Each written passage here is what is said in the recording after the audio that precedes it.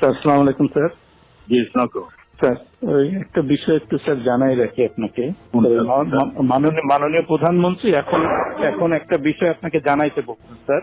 সেটা হলো স্যার ওই সালখায় যেসব বিএনপি জামাতের নেতা আছে এগুলোকে অ্যারেস্ট করে ফেলা যেভাবেই হোক, কিছু অ্যাকশন এখনই ওই ওদের বাড়ি আমি এখনই নিচ্ছি।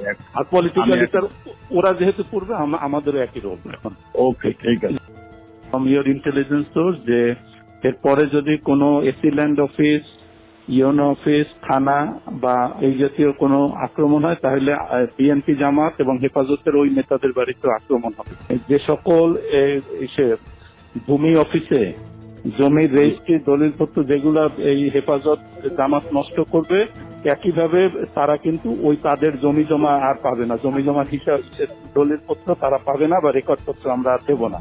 পলিটিক্যালি লোকালি রিয়েক্ট করা মানে আমাদের ভাঙলে তাদেরও ভাঙবে। সোজা স্যার এইগুলো। আর স্যার ওই একইভাবে আপনাদের পলিটিক্যাল সোর্স এগুলো সব থেকে জানান। এই স্যার চাচ্ছে যে সালটায় যেভাবে হোক বেশ কিছু অ্যারেস্ট এখন হয়ে যাক বাড়ি করে। না আমি আচ্ছা আরেকটা জিনিস ওনার সঙ্গে আমি কি ওই যে ইসের চার্জশিট আজকে হচ্ছে সাফি হুজুরের যে হত্যা, স্যার এখানে মামুনের সংশ্লিষ্টটা আমরা এটা খুঁজে পাইনি, কিন্তু বাবুনগরীরটা পাওয়া গেছে। স্যার ওনাকে একটু জানিয়ে দিন, তাহলে আমরা চার্জশিটটা রেডি করি।